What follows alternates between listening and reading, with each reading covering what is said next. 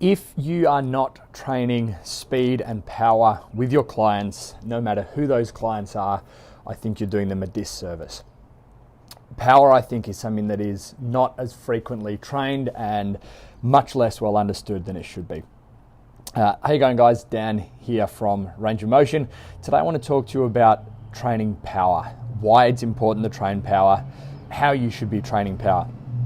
This is a little bit of a sneak peek as well of one of the modules that we'll be discussing or covering in October's Perth Fitness Industry Professional Development event, which is one of two events we're running, the second being the Fitness Business Summit.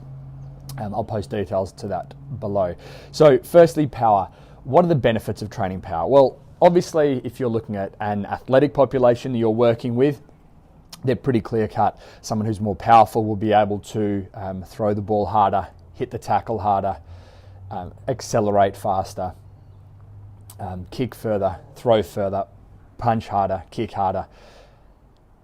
From an athletic population, it's not hard to understand why power is going to be important. But how about for a general population? For people who are seeing you just maybe to improve their everyday health, they want to improve their lifespan, they want to improve their health span.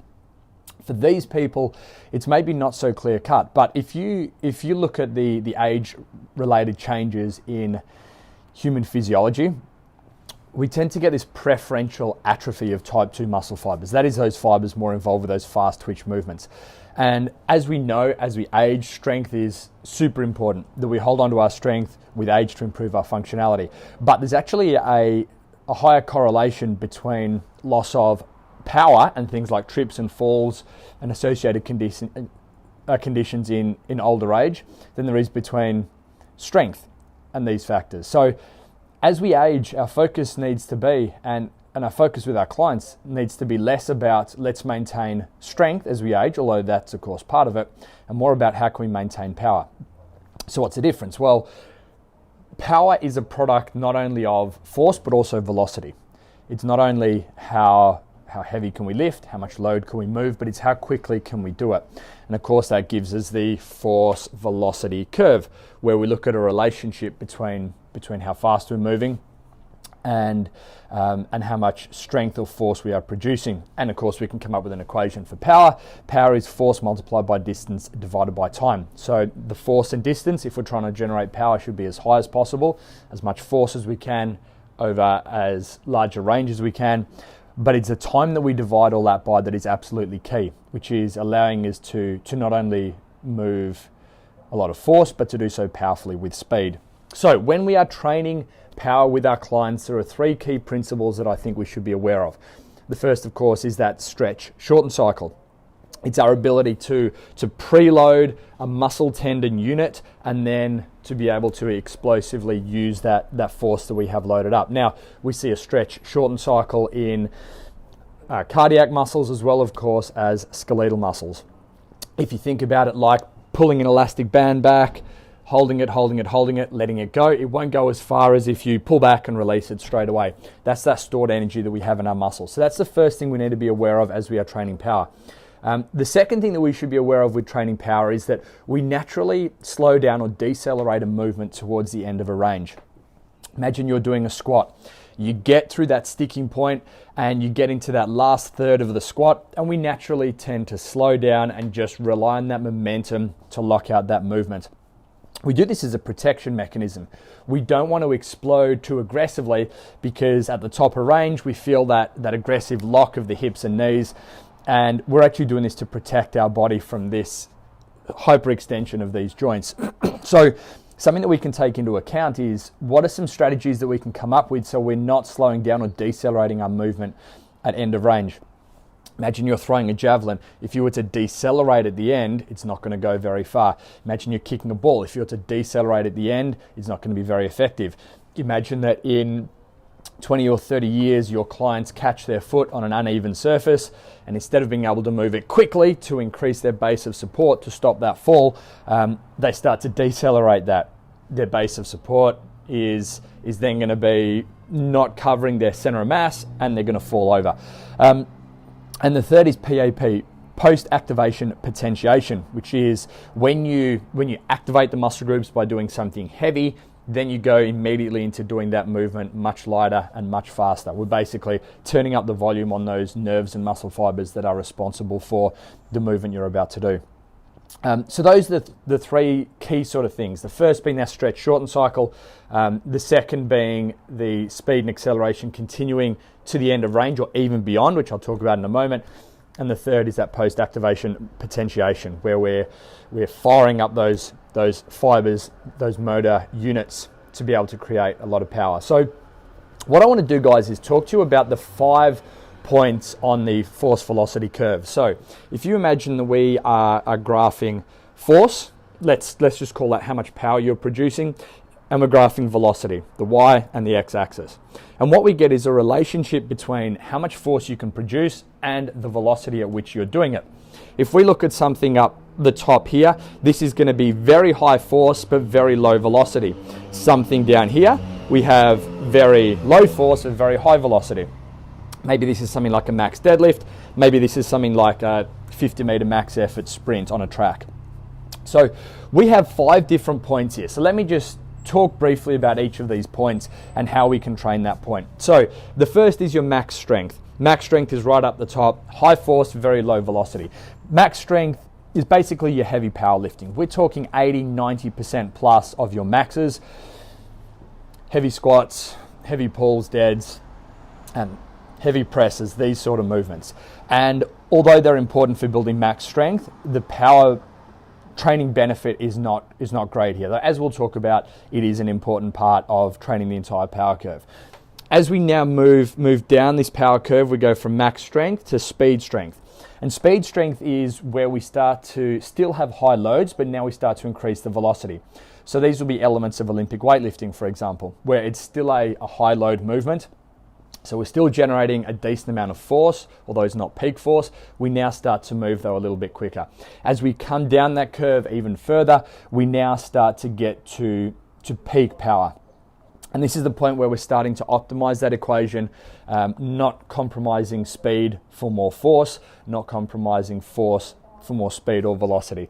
And these will be moderate loads for now higher speeds. So these will be things like the second pull of Olympic lifting, clean pulls, snatch pulls. These will be loaded jumps. So jumps where you're adding a bit of load to your body. Ballistic throws, maybe with like a medicine ball or a dead ball. Weighted sprints, maybe with a prowler or some other form of resistance. And to find that peak power, you're basically looking at about 30 to 40% of your max. So for any movement, 30% to 40% of your max done as explosively as possible. That finds that perfect sweet spot in between force and velocity. As we move further down that force velocity curve, we now start to move more towards the velocity, more towards peak velocity on that x-axis. And this takes us to speed strength. Of course, we had strength speed as those Olympic lifting elements, peak power, now down to speed strength. And speed strength is low load, high speed, but not yet plyometric. So plyometric is where there's a very fast stretch shorten cycle, as we touched on already, a very explosive land and change of directions. Now, with your speed strength work, not necessarily plyometric. So it's not a fast repetitive bounce. We're looking at something like a counter movement jump, where you load up, there's a slower stretch, shorten cycle, still producing as much power as you can, still producing as much velocity as you can, but it's not a true plyometric. Slower stretch, shorten cycle. Now we move down to max velocity, which is max speed. This is very low load, very high speed, and these are true plyometrics. Things like sprints, some sort of movement with a repetitive ground contact, leaps and bounds, depth jumps, these sort of things. And again, guys, all the strategies that we would employ in each of these 5 areas, we will talk about more in October's event, the Perth Fitness Industry PD event. So those are the 5 categories or 5 things that we need to be ticking the boxes on. And the aim of our training for our clients, again, regardless of whether they're Gen Pop, whether they're clinic-based clients, whether they're athletes, is to move this entire curve to the right. So here's this curve with the 1, 2, 3, 4, 5 points on it. We want to move that entire curve to the right.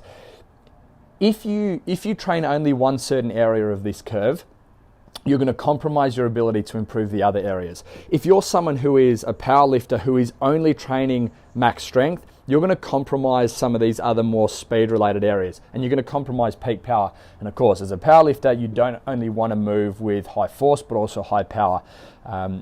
You're trying to keep that velocity, that speed as high as possible. So if you only train strength, this is going to improve and move further to the right, but everything else will start to drop away. And that curve, instead of looking like this, is going to look like that and drop off very quickly. If you're a sprinter who only trains that real sort of max velocity, that peak speed work, although that may improve, the other areas of that curve are going to start to drop away and it will flatten out. The key here being you should be incorporating all 5 areas, all 5 points on that strength velocity curve into the training for your clients, into the training for yourself. So my question to you would be, are you biasing the training unconsciously of either yourself or your clients towards one of these 5 areas? If you are, I really do think you're missing an opportunity here to train power, which, as we've already talked about, is beneficial for all sort of populations and a general population, not just an athletic population. So how do we actually prescribe this to our clients? Well, first we make sure that we are training all of those 5 different areas. We make sure we're using some sort of post-activation potentiation, which is where we go very heavy with the movement. I'm talking 80 to 90% plus, and then straight into the fast power high velocity work. So maybe you're going to do 2 heavy banded deadlifts, which are going to be 80% plus, and then you'll go straight into a series of 6 broad jumps, for example. Maybe you're going to do a very heavy quarter depth squat, which is now more of a vertical type movement, a vertical hip action, where you go super heavy, maybe 100% of your max high bar back squat for 2 quarter depth, and then you go straight into 3 depth jumps into a max height vertical leap, or a depth jump into a max height straight leg landing box jump. So you're taking a movement and then coupling it with a very similar movement with much higher velocity.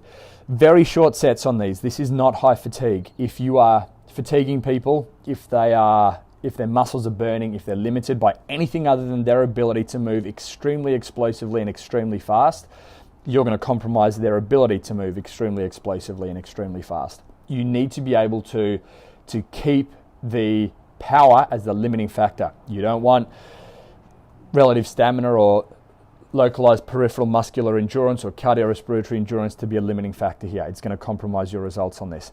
And finally, the work to rest ratios, you're looking for about a 1 to 10. Now, this is going to do 2 things. Firstly, from a central and peripheral fatigue point of view, it's going to allow some sort of recovery there. But from an energy system point of view, it's going to allow time for the sort of ATP to recirculate for your phosphocreatine system to recover to a small degree.